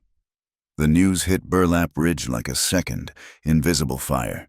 It traveled from the telegraph office to the general store, from the blacksmith to the saloon. Creed's barn was burned by Vale. That girl wasn't his wife. He bought her. Phineas sold her. Barren. He called her Barren just to get rid of her. The town, which had been a passive audience, was now a cast of guilty characters. When Rowan and Silas walked to the general store for flour and coffee, the street went silent. The 2 miners who had laughed at her sale were standing by the assayer's office. They saw her coming. They did not laugh. They crushed their cigarettes under their boots and abruptly, silently, went inside. The store owner met them at the door. "Mr. Creed, ma'am, whatever you need, it's on the house. No charge." "We pay our way," Silas said, his voice flat. He put 3 coins on the counter. As they left, a woman stepped out of the seamstress shop. It was the woman who had pulled her child away from Rowan, her face hard with judgment. Now, her face was pale with shame. She was holding a small bundle of dark blue cotton. Miss Delacourt," the woman stammered, holding out the bundle. "It's just a skirt and a blouse. They're clean, better than what you have." It was an apology, a clumsy, public penance. Rowan looked at the woman for a long moment. Then she took the bundle. "Thank you," she said. Her clear voice carried across the quiet street. Marshal Whit Kincaid was a man who moved fast. He arrived in less than 2 days, riding a lathered horse, two grim-faced deputies behind him. He was a tall, thin man in a city suit, but his eyes were harder than pikes. He read Rowan's letters, looked at the evidence. Silas had retrieved the charred remnants of the torch, and he did not hesitate. Warrants were issued. Porter Vale was arrested at the Dry Lantern. He was not packing. He was drinking, his rage having festered into a sullen, drunken certainty. He had his hired guns with him, but they were no match for a U.S. Marshal. They laid down their guns without a word. Phineas Delacour was arrested at the saloon, his hand hovering over a winning flush. He crumpled, weeping, begging. The hearing was held that same afternoon. The saloon was cleared of its tables, the chairs set in rows, the entire town of Burlap Ridge crammed inside, standing along the walls, their faces a mixture of fear, excitement, and deep, collective shame. Rowan walked in, Silas at her side. She wore the blue skirt and blouse the woman had given her. The saloon owner, the man who had served Porter his whiskey, rushed forward and pulled out a chair for her, in the front row. "Miss Delacour," he said. His head bowed. Phineas was brought in first. His hands bound. He looked gray and shrunken. He would not look at her. Then Porter was brought in, cuffed, flanked by Kincaid himself. Porter was not shrunken. He was a bull, radiating hatred. His eyes found Rowan instantly, and they were hot with a promise of violence. A circuit judge, a stern man named Bone, presided. "The Territory versus Porter Vale and Phineas Delacour," he announced. Rowan was called first. She stood, walked to the front, and turned to face the room. She told her story. From the sanatorium to the shed. She told them about the delusions. She told them about the fake contract. She told them about the lock. She told them about the fire. Then came the evidence. Kincaid presented the debt ledgers found in Phineas's wagon, showing a clear line of credit from Vale. He presented the letter from the sanatorium doctor, which Phineas had foolishly kept, outlining her condition. Then, a new voice, a small, terrified woman was brought forward, the cook from the Dry Lantern Ranch. I heard them," she whispered, twisting her apron. "Mr. Vale. He gave Mr. Phineas the money, $200. I heard him. He said, this is for the girl, and for your silence about her. Condition. He laughed. He said he finally had a wife who couldn't talk back." A low, angry murmur went through the crowd. Porter Vale exploded. The confession, the shame, the loss of control, it was too much. He lunged forward, dragging the deputies with him, his face purple. "She's mine," he roared, his voice cracking, spitting with rage. "I paid for her. She's a liar and a thief. She is mine." It was the last word of a tyrant, the same word he had shouted as he threw the torch, but in the quiet, makeshift courtroom. It was not a claim. It was a confession. "Silence." Judge Bone slammed his gavel. As Rowan stepped down, the woman who had given her the dress stood up from the crowd. She walked past the marshals and, as Rowan passed, she reached out and took her hand. She squeezed it, hard, just once, a silent, powerful acknowledgement. Phineas Delacour looked at his stepdaughter. He saw the cold, clear eyes. He saw the townswoman holding her hand. He saw the U.S. Marshal standing between her and harm, and he saw, for the first time, not the confusing child he had sold, but the woman of iron who had survived. He looked away, a small, broken sound escaping his lips. The judge was swift. "I find sufficient cause to bind both men over for a full trial in Santa Fe. The charges are kidnapping, fraud, arson, and conspiracy. They will be remanded to the custody of Marshal Kincaid. No bail." It was over. The crowd parted as Rowan and Silas walked to the door. They stepped out of the dark, whiskey-soaked air of the saloon and onto the porch. The sun, which had been hidden by clouds all morning, burst through. It was a brilliant, blinding white. Rowan stopped, lifting her face to it, letting the heat sink into her skin. She closed her eyes, just for a second. She had won. It was not the war, but it was the first definitive battle, and she had won it with the one thing they had tried to take from her: her voice. Silas stood beside her, not touching her, but his presence was a solid wall. She stepped out into the bright, dusty street, and for the first time, she was not running. She was walking. Marshal Kincaid had taken Porter Vale and Phineas Delacour to Santa Fe to await the circuit judge, but the victory felt thin, brittle. The town of Burlap Ridge, shamed into helpfulness, had sold Silas the lumber to rebuild his barn, but the work was slow. The blackened skeleton of the old structure stood as a daily, grim reminder. They knew Porter was not the kind of man to wait for a trial. He had money, he had influence, and he had a deep, festering humiliation that only blood would cure. "He'll send someone," Silas had stated, his voice now healed, low and certain. They were sitting on the porch, the night air cool. "He won't come himself, but he'll pay someone to finish what he started." Rowan had nodded. "He came to watch the fire," she whispered. "He'll come to watch the end." It was then that Sheriff Pike and Marshal Kincaid, who had seemingly returned to Santa Fe, quietly rode into the valley. "You were expecting us," Kincaid said. Not as a question. He dismounted, his movements economical. "We were," Silas replied. "A man like Vale, left to fester, is a problem," Kincaid said, "and the best way to catch a snake is to look like you are not watching the hole." They devised a plan. A trap, Kincaid and Pike, with 2 deputies, would be posted in the high rocks of the mesa, the same place the shooting star had fallen. They would be invisible, but they would have a perfect view of the cabin. "You need a signal," Pike said. "Something quiet." Rowan looked at the lamp in the window. "A lamp," she said. "I will keep it covered. When they come, I will uncover it. The light will be your sign." "Good," Kincaid nodded. "We'll put your dogs in the lean-to. We can't have them barking a warning before the trap is set." For 3 nights, they waited. The tension was a living thing, a third presence in the cabin. On the 4th night, the moon died. It was a true new moon, a void in the sky that erased the horizon, blending the mountains and the blackness into one. The air was heavy. Still, this was the night.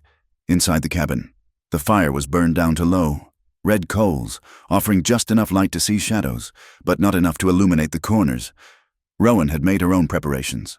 All afternoon, she had been by the dry wash, filling a bucket. Now, she walked onto the porch and, handful by handful, scattered a fine, almost invisible layer of dry sand and grit over the wooden planks. Silas, meanwhile, had been preparing the lean-to. He'd rigged a new rope, a thick hemp line, from the latch on the lean-to door, through a newly drilled hole in the cabin wall, and tied it neatly to a peg near the hearth. They sat in the cabin, waiting. Silas was not by the window. He stood in the deepest shadow, near the door, holding not a rifle, but a heavy, fire-hardened hickory axe handle. A rifle was too loud. It would be a signal of failure. Rowan sat in the chair, her hands clasped, her eyes fixed on the blanket-covered lamp. It was hours past midnight when the silence broke. It was not a loud sound. It was a snip, a single, metallic sound, carried on the still air. The new wire fence at the mouth of the valley. Rowan's head snapped up. Silas put 2 fingers to his lips.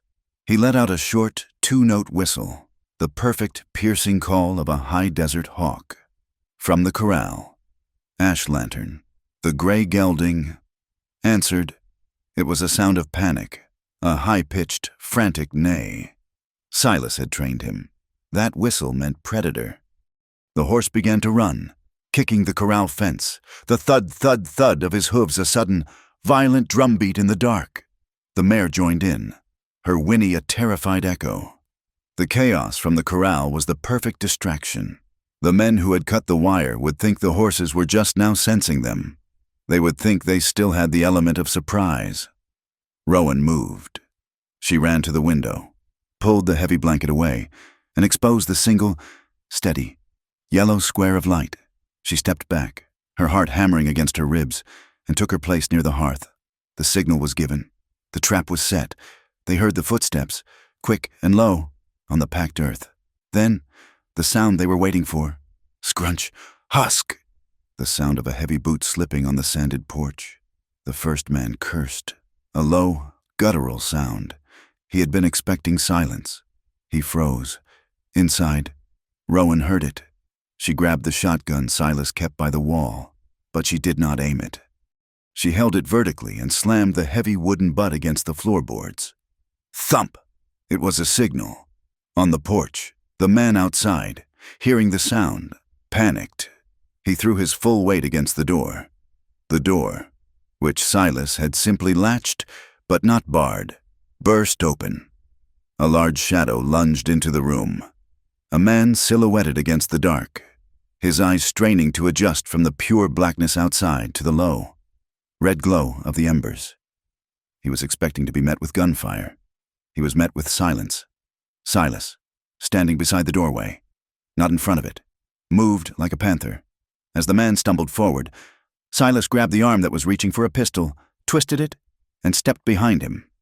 He kicked the man's leg out from under him, using the attacker's own momentum to slam him, face first, onto the cabin floor. The man's breath exploded from his lungs in a single, desperate woof. Before the man could recover, Silas was on his back, a forearm pressed across his throat, a knee buried in his spine. The man gurgled, clawing uselessly at the floor. It was over in a second. A second man was right behind him. He saw his partner vanish into the darkness and go down. He was more cautious. He stopped in the doorway, a long, thin knife in his hand, the blade catching a flicker of red light from the coals. He crouched low, his eyes scanning, adjusting. He saw Rowan. She was standing by the hearth, the shotgun in her hands, but the barrel was pointed at the floor. The man smiled, a flash of white teeth in the dark. He judged her. He saw a weak, terrified woman. He took a step toward her, raising the knife. Rowan did not lift the gun. She let it fall to the floor with a clatter. She lunged to the side, grabbed the hemp rope tied to the peg, and pulled with all her weight. The latch on the lean-to door snapped open. The two hounds, who had been driven half-mad by the stranger's scent and the sound of the fight, exploded into the room. They were not barking. They were a silent, brown and black blur of teeth and muscle. They hit the second man at the knees. He screamed, a high, thin sound, as he went down, the knife flying from his hand. He tried to cover his throat as the dog snarled, tearing at his arms and jacket. "Hold!" Silas roared. The dogs, trained, instantly backed off, but stood over the man, their chests rumbling, their teeth bared, waiting. The cabin was suddenly flooded with light. Marshal Kincaid stood in the open doorway, a bullseye lantern held high in one hand, his revolver rock-steady in the other. "Do not move an inch," he said, his voice as cold as the night air. Sheriff Pike and the two deputies piled in behind him, their guns fanning out, covering the two men on the floor. "It's over," Kincaid said. Walking in, he nudged the first man with his boot. "Get up, slowly." Pike looked at the second man, who was whimpering, his arm bleeding. "Looks like your dogs get a reward. Creed." Kincaid moved to the porch, shining his lantern out into the darkness. "There," he yelled. On the ridge, just beyond the light's throw, a third man on a horse, a silhouette, watching. The man saw the light, saw his men captured, and wheeled his horse, digging in his spurs. "That's Vale," Pike shouted, raising his own rifle. "Too far. Let him run," Kincaid said, his voice sharp. "He's left us what we need." Pike lowered his rifle, confused. "What?" Kincaid walked out into the yard, toward the ridge. He knelt, his lantern beam low to the ground. He stood up, holding something small and white. He walked back to the cabin, into the light. It was a fine linen handkerchief, expensive. He held it up for Pike to see. In the corner, embroidered in dark blue thread, was a single, ornate letter V. "He came to watch," Rowan said, her voice shaking, stepping out onto the porch. She wrapped a blanket around her shoulders. "He couldn't stay away." "Conspiracy to commit murder," Kincaid said, carefully folding the handkerchief and putting it in his vest pocket. This, plus their testimony, will be enough. He's finished." Silas moved past the deputies, past the men being cuffed. He stood on the porch, his body vibrating with adrenaline. He stared into the darkness where Porter Vale had vanished. He could take Ash Lantern. He could track him. The ground was soft from the rain. He could be on him in an hour. The need for it, the hot, primal urge to finish the man who had burned his home, was a taste in his mouth, coppery and sharp. He took a step toward the corral. "Silas!" Her voice cut through the noise of the deputies and the whining of the captured man. It was not a command. It was not a plea. It was just his name. An anchor. He stopped. He turned his back to the dark ridge. He turned away from the hunt. He walked back to her, standing in the doorway, her small form engulfed in his blanket. He reached out, his hand, now scarred but healed, and cupped her face. His thumb stroked her cheekbone. He had made his choice. He would not be driven by the past. He would protect the future. He pulled her into his arms, and she buried her face in his chest, shaking. The next morning, the sun rose on a quiet valley. Kincaid and his men were gone, taking their prisoners with them.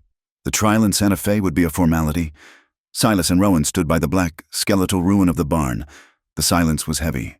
Then, they heard it, the rumble of wagons. Silas turned, his hand moving to the axe he now wore on his hip. It was not Porter. It was a flatbed wagon, driven by the blacksmith, loaded high with fresh-cut pine beams. Behind him was the store owner, his wagon filled with shingles and boxes of nails. Behind them, the two miners who had laughed, their faces grim, carrying tools. They pulled up. The blacksmith, a huge man named Tully, spat tobacco juice. "Morning, Creed, ma'am." He grunted. He didn't offer apologies. He just nodded at the load. We heard there was some trouble. Figured you could use a hand." The town had come. They worked all day. It was a communal, unspoken penance. The men who had watched her sail now raised the walls of her new home. The sound of a dozen hammers rang through the valley, a choir of atonement, chasing away the ghosts of the fire. By sunset, the new frame was up, strong and true, the air sharp with the scent of fresh pine sap. As the men packed their tools, Rowan walked inside the new structure. She looked up at the massive central rafter. She reached into her pocket and pulled out a small, dried bundle of lavender, the stems she had saved from the bowl she dropped the day of the fire. She climbed the ladder and tucked the small, purple bundle into the joint, a quiet, fragrant promise, wedged into the very heart of the new building, a promise for the summer. The new barn, built by the hands of a shamed community, stood strong, smelling of fresh pine sap and forgiveness. It was a different smell from the dry, dusty age of the old barn, and it was a different homestead. The rhythm of their lives had changed. It was no longer about survival. It was about building. They worked side by side. Rowan had taken over the garden, her hands, once soft and white, now calloused and strong. Silas was mending his tack, his own hands scarred from the fire, but capable again. They were a quiet, efficient team, moving around each other in the small cabin with an unspoken understanding. The trial in Santa Fe loomed, a dark cloud on the horizon, but here in the valley, they had found a fragile peace. A rider came, not with the sound of violence, but with the jingle of a mail pouch. He was from Burlap Ridge, a young man who worked the telegraph office. He handed Rowan a folded piece of paper, his eyes respectful, his hat held in his hand. "A message for you, ma'am, from Mr. Delacourt. He's in town. He's out on bond." Rowan took the paper. She did not open it immediately. She waited until the rider had gone. Silas stopped his work, watching her. She unfolded the note. The handwriting was spidery, panicked. It was a plea. Phineas was asking her to meet him. He was begging. He said his life was in her hands, and he named the place, the public water trough, at the edge of town, the place where he had taken Porter Vale's money. "He wants to meet," Rowan said, her voice flat, devoid of emotion. She held the note out to Silas. Silas read it. His jaw tightened, the scar on his face turning a pale white. He did not say, "You don't have to go." He did not say, "It's a trap." He simply met her gaze, his own eyes asking a silent question. "I have to," she said. He nodded once, as if she had confirmed something he already knew. "I'll saddle the horses." They rode into Burlap Ridge, not as fugitives, but as witnesses. The town watched them pass. The blacksmith, Tully, nodded from his forge. The woman who had given Rowan the dress waved from her shop. They were no longer outcasts. Phineas was there. He was not the man who had sold her. That man, though weak, had held the power. This was a husk. His black suit was stained and wrinkled. His eyes were bloodshot, watery, and darting. He was pacing a frantic circle around the trough, a rat in a cage of his own making. He saw them, and a pathetic, shuddering relief washed over his face. He rushed toward Rowan, his hands outstretched. "Rowan, oh, Rowan, my child, thank God you've come." He tried to take her hands, to pull her into a fatherly embrace. Rowan did not pull away. She simply stood, her hands at her sides, unmoving. Her stillness was a wall he could not breach. His hands hovered, then fell uselessly to his sides. "What do you want?" "Phineas," she asked. Her voice was not angry. It was cold and clear as the water in the trough. "They're going to ruin me," he whimpered. The tears began then, hot and fast. But they were not the tears he had shed for his wife. They were not the tears of a grieving man. They were the thin, acrid tears of pure terror. "Vale's lawyers. They're powerful men. Rowan, they say I was the one, that I forced him, that I fabricated the contract, that I trapped him." "Did you not?" Rowan asked. "It was a mistake," he shrieked, his voice cracking. He looked around, terrified someone might hear. A misunderstanding. I was drowning in debt. I had to. You must understand. I am your father. I'm all you have left. Rowan, I need you." She looked at him, at this weeping, broken man. She saw the tremor in his hands, the desperate, pleading look, and she recognized it. It was the same hollow, selfish fear she had seen in his eyes as he scrambled for Porter's bag of coins in the dust. He was not crying for her. He was not crying for his soul. He was crying for his skin. "No," Rowan said. Her voice was soft, but it cut through his weeping. "You don't need me. Phineas, you need your reputation. You need your good name back with the church.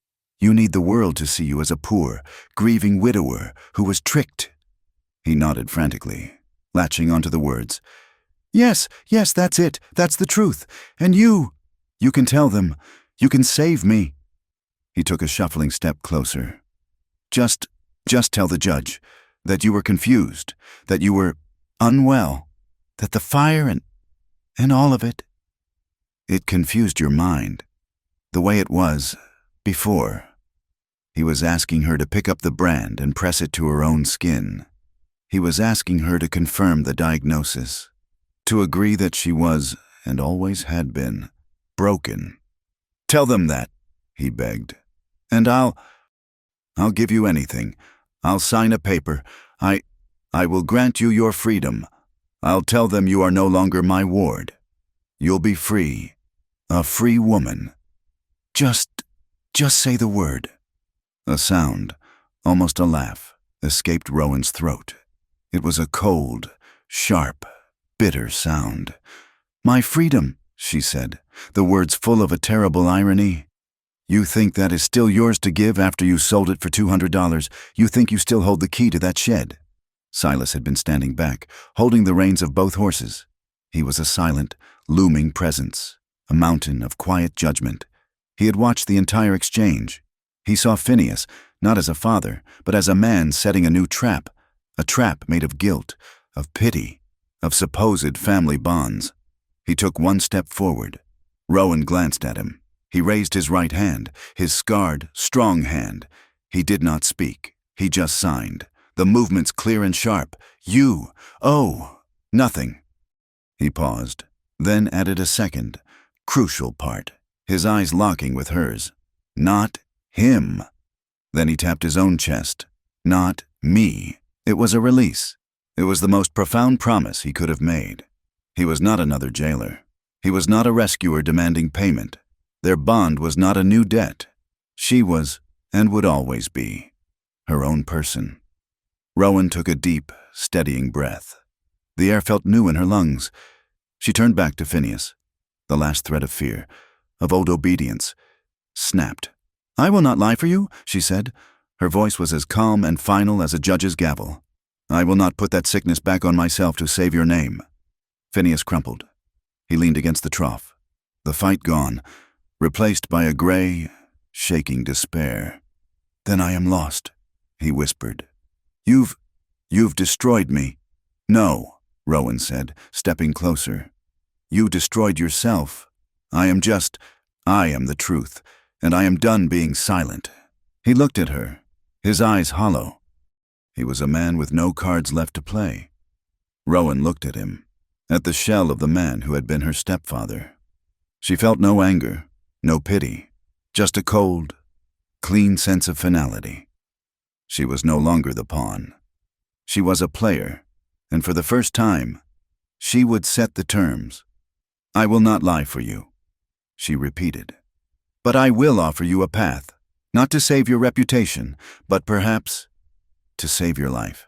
He looked up, a tiny, desperate flicker in his eyes. "You will go to Marshal Kincaid, today. You will give him a full confession. You will tell him about your gambling debts. You will tell him about the fraudulent marriage contract. You will tell him you knew Porter Vale was a violent man, and you sold me to him anyway. You will offer to testify against him. You will tell the whole truth." "Testify against Vale," he gasped, terrified. He'll have me killed in prison." "He will be in a federal cell," Rowan said, her voice hard. "He cannot reach you." "But his lawyers can, and they are painting you as the villain. This is your only choice, Phineas. Your full confession. Or you take your chances with what Porter's lawyers will do to you on the stand. I am offering you the chance to be a witness, instead of a co-conspirator." He stared at her. He saw no delusion. He saw no confusing child. He saw the woman who had survived his betrayal, survived Porter's shed, survived the fire. He saw the woman who was now holding his pathetic life in her hands. He nodded, a small, spastic, broken movement. "Yes," he whispered. "All right, I'll tell them." The trial in Santa Fe was swift. The courtroom was packed. Porter Vale, flanked by 2 marshals, stared at Rowan with a hatred so pure it was almost a physical force. He was arrogant, belligerent, but the evidence was a mountain. The testimony of the hired gunmen, now prisoners, who had admitted to the arson, the handkerchief with the V on it, and then the final, devastating blow, the full, weeping confession of Phineas Delacourt. The jury was out for less than an hour. Porter Vale was found guilty of kidnapping, human trafficking, fraud, and arson. The judge, a stern man with eyes that had seen too much, sentenced him to 30 years of hard labor in the federal prison at Yuma. Then came Phineas. He pleaded guilty. He stood before the judge, a shrunken, gray man. The judge looked at Rowan, who sat in the front row, Silas at her side. "Miss Delacourt," the judge said, his voice echoing in the silent room. "This man, he wronged you deeply. He abdicated his duty in the most profound way. The court is inclined to be severe. Do you wish to speak?" Rowan stood. She did not look at Phineas. She looked at the judge. "Your Honor," she said, her voice clear and strong. "He is a weak man. He chose poorly. He chose his own comfort over his duty, and his reputation over the truth. He is a coward. But he is not Porter Vale. He is not a monster. He is just a hollow man." She paused. "He finally told the truth. He confessed. I do not ask for him to be free, but I ask for mercy." The judge looked at her for a long time, his expression softening. He nodded. Phineas Delacourt was sentenced to 2 years in the territorial prison for his part in the conspiracy and fraud. All his legal rights as Rowan's guardian were permanently and irrevocably terminated. It was over. Rowan and Silas walked out of the massive stone courthouse and into the bright, clear air of Santa Fe. The noise of the city, the carriages, the vendors, seemed a world away. She felt light. The last chain, the one that had bound her to Phineas, to her past, was broken. They stood on the top step, the plaza stretching out before them. Silas was watching her, his face calm, his pale eyes steady. He was waiting. He had not asked her for a single promise. He had not assumed she would return to his valley. He had simply stood by her. She realized, with a sudden, profound clarity, that he had given her the one thing she had never had, a true choice. "When you found me," she said, her voice quiet, "I was a thing to be saved. A burden. I was something broken that you had to care for." He started to speak, to deny it, but she raised her hand. "But I am not that person anymore, Silas." She turned to face him fully. She looked at his scarred, strong face. "I am not your burden. I am not broken. I am a partner." She held his gaze, her own as strong, as clear, as unwavering as his. "If you still want one." It was not a question. It was not a plea. It was a declaration, an offering, from an equal. A slow smile spread across Silas's face. It was a rare, beautiful thing. It transformed his hard features, crinkling the corners of his eyes, erasing the memory of the fire. He did not speak. He did not want the noisy plaza, the strangers, the world, to be a part of this. This was for them. He leaned in, his eyes locked on hers.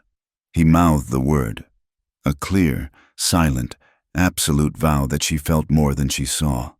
Always. The sun was finally setting on Blue Lantern Wash.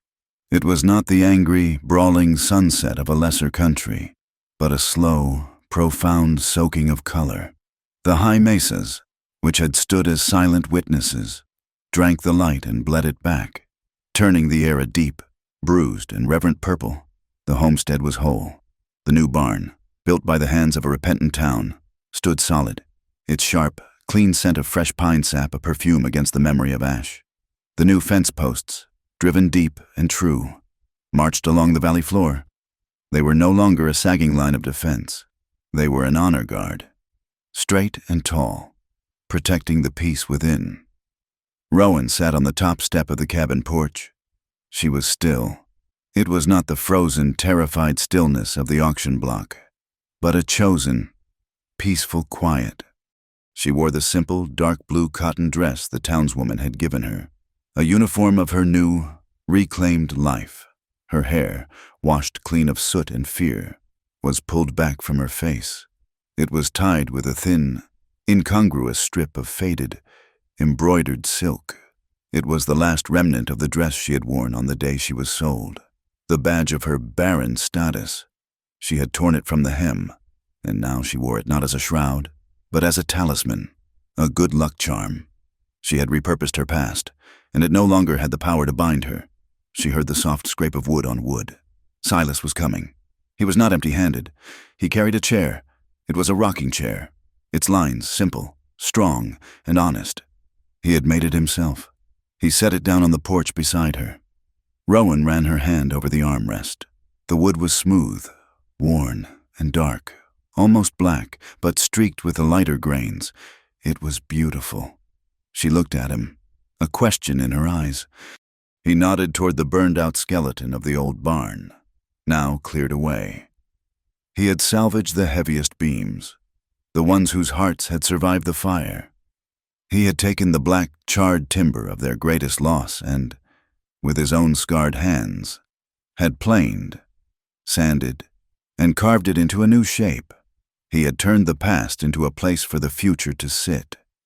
Rowan smiled, a small, genuine smile that reached her eyes, but they did not sit, not yet. There was one last thing to do. Silas held out his hand. In his palm was a small cloth sack. She took it, the seeds within rattling faintly. Together, they walked from the porch, past the new barn, to the line of the new fence. Rowan untied the sack. It was full of lavender seeds, the descendants of the bundle she had sorted on the day of the fire, the same she had tucked into the rafter of the new barn. They walked the fence line. Silas used the heel of his boot to make a shallow impression in the damp earth, and Rowan bent, her fingers pressing a few seeds into the soil. They covered it. They took 3 steps. They did it again. They worked in their shared, comfortable silence. But it was not an empty silence. With every seed they planted, they were telling a story. This one was for the shed. This one was for the escape. This one was for the fire. This one was for the long, quiet days of healing. They were burying their ghosts, one by one, along the property line, and trusting the earth to turn them into something fragrant and strong and beautiful. They were naming every part of their story, and naming it true. When they reached the end of the fence, the last light was gone. The sky was a deep, star-filled indigo. They stood together, looking back at the cabin, its single window a warm, yellow square. Rowan turned to him in the twilight. She was so close she could feel the heat from his body, the residual warmth of his labor. She did not speak. She did not sign. She raised her hand, small and calloused, and placed it flat against her own breastbone.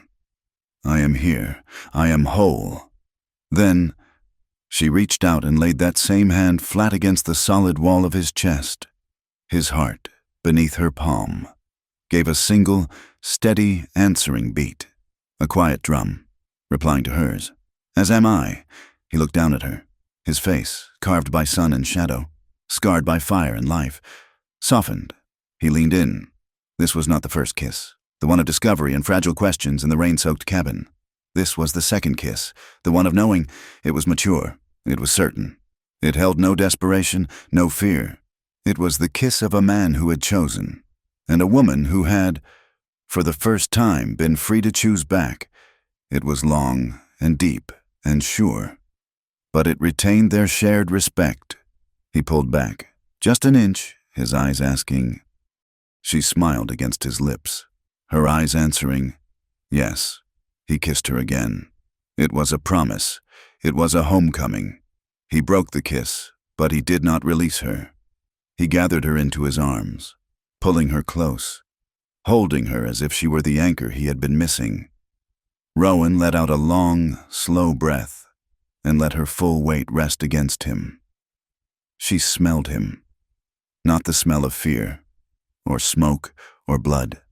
She smelled the fading sunlight on his skin, the clean, earthy scent of his labor, and the sharp, honest perfume of the pine wood he had been cutting. She turned her head, resting her forehead against the warm, strong column of his neck. He held her, his one hand spread wide across her back, the other stroking her hair, his fingers brushing the silk ribbon. She closed her eyes and just listened. She heard the faint, far-off cry of a nighthawk, and beneath her ear, she heard the steady, even rhythm of his breathing. It was a sound as deep and as soothing as a lullaby. From far across the valley, carried on the cooling air, came a new sound, the thin, reedy wail of a harmonica, a neighbor from a mile off, playing a slow, simple tune. It was not an intrusion. It was a companion. From the new barn, ash lantern nickered softly, a gentle sound of a horse safe in its stall. The town, the world, was no longer watching. It was listening, and it was listening differently. Silas held her, his heart full. He looked over her head at the vast, starry darkness that cradled their valley. He thought of the word that had defined her, the word that had been her brand and her prison, Barren. He thought of his own long, silent years. He pulled back, just enough for her to see his face in the starlight. His hands, scarred and true, came up between them. She watched, her heart still. He signed, his movements clear, final, and full of a love that was deeper than any valley. I don't need children. His gaze held hers, a vow in the darkness. I need you. He wasn't a man dreaming of a nursery. He wasn't trying to fill the silence with the laughter of a cradle. He was a man dreaming of the woman right here, in his arms, her head against his heart, the woman who was his partner, the woman who was his peace. The camera of the mind pulls back. It leaves the two figures on the porch, a tall man holding a woman who fits perfectly against him. It leaves the new rocking chair, moving slightly in a wind that is no longer a lament, but a whisper. It leaves the new barn, and the new fences, and the promise of lavender. Sleeping in the earth, the high desert holds them in its vast, purple silence. A love, not just surviving, but at last, truly, beginning. Thank you for listening to this story. We would be honored if you would leave a comment and let us know where in the world you are listening from, so we can connect and share our thoughts. Please subscribe to Wild West Stories 1850 like this video, and consider giving a little extra support by hitting the hype button to help this story be heard by more people.